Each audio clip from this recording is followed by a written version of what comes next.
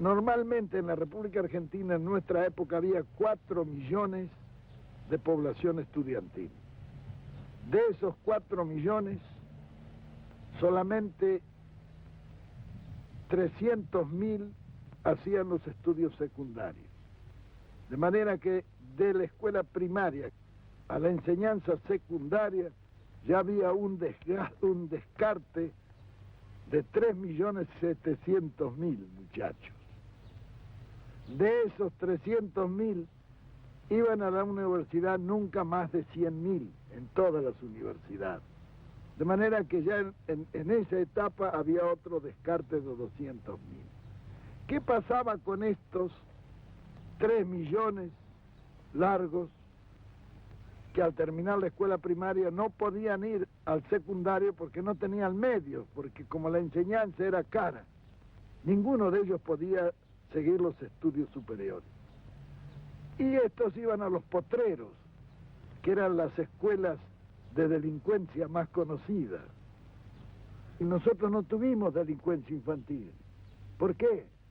Porque en Buenos Aires más de 50.000 muchachos tenían sus clubes. Esos clubes los hacía el Estado y se lo entregaba a los vecinos que lo administraban y lo llevaban adelante. Por otra parte, las escuelas profesionales, donde el chico iba, recibía un salario y a la vez estudiaba. Después de recibirse de operario, iban a la fábrica, estaban 3 años. De ahí podían pasar a las escuelas de aplicación, que eran escuelas para formar sobrestantes, jefes de talleres, etc. Después de estar allí, iban nuevamente a la industria, y estaban 2 o 3 años, y entonces tenían derecho a ingresar a la universidad obrera, de donde salían ingenieros de fábrica en cada una de las grandes especialidades de la industria. Eso fue para la masa. Es decir, en esto se contempló un panorama de conjunto y se hizo la conquista más grande, fue que allí la universidad se llenó de hijos de obreros, donde antes estaba solamente admitido el oligarca. Porque la forma de llevar al oligarca es poner altos aranceles, entonces solamente puede ir el que los paga. Nosotros suprimimos todos los aranceles. Para la universidad no había ni derechos de exámenes ni nada, era gratis, totalmente gratis, el Estado pagaba eso. De manera que tanto el pobre como el rico podía ir. Era un crimen que estuviéramos seleccionando materia gris en círculos de 100.000 personas cuando lo podíamos seleccionar en 4 millones. Que hubieran salido. Estudiantes de escuelas técnicas bonaerenses rechazan un proyecto para disminuir las horas que tienen de práctica, talleres. O sea, se encuentra en peligro su propia educación, Bernardo Mañago. ¿Y qué dicen los estudiantes? Buenas tardes. Y los chicos están... Buenas tardes, María Belén. Los chicos están más que preocupados porque ven que se van a reducir muchísimas horas de los que ellos, con las que ellos están educando.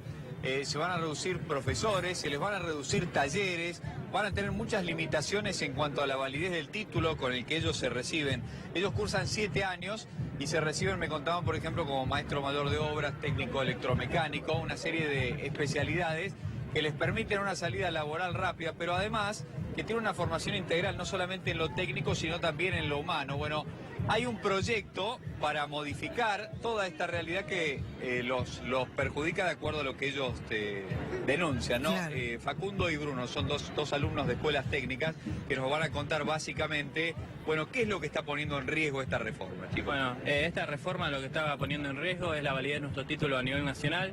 Es una reforma que se presentó como un proyecto borrador en el Consejo General de Educación en el mes de julio, tanto para educación técnica como para educación agraria, para reducir un total de 1.450 horas, entre 1.000 y 1.500 horas, depende de la modalidad. Y en todos estos contextos, esta reforma vendría con nuevas figuras institucionales y nuevos diseños curriculares. Esta reforma, lo que es el ciclo básico, actualmente nosotros estamos teniendo, para darte como ejemplo, un total de 144 horas anuales en lo que es lengua, biología, ciencia.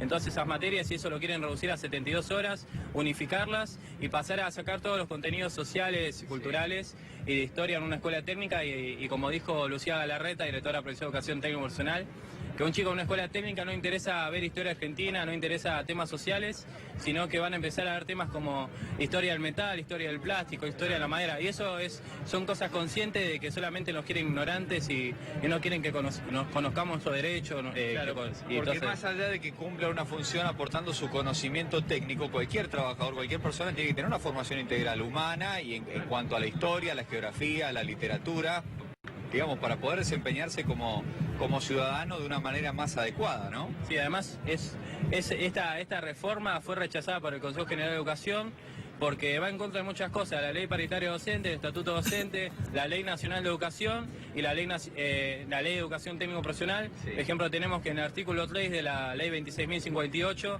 de educación técnico profesional dice que la educación técnico profesional es un derecho y especifica aquellas especialidades y orientaciones que se tienen que enseñar en una escuela técnica.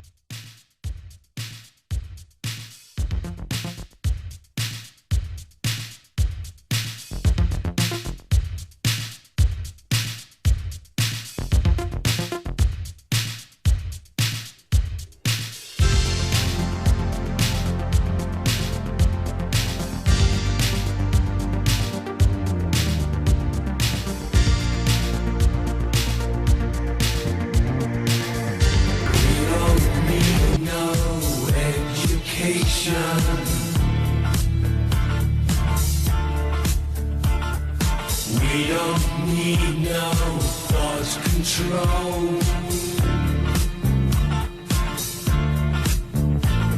No dark sarcasm in the classroom.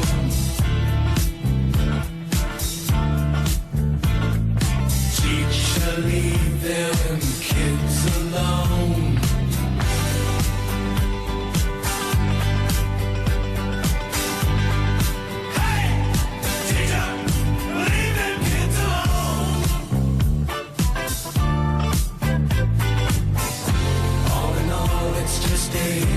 Another brick in the wall. All in all, you're just another brick in the wall.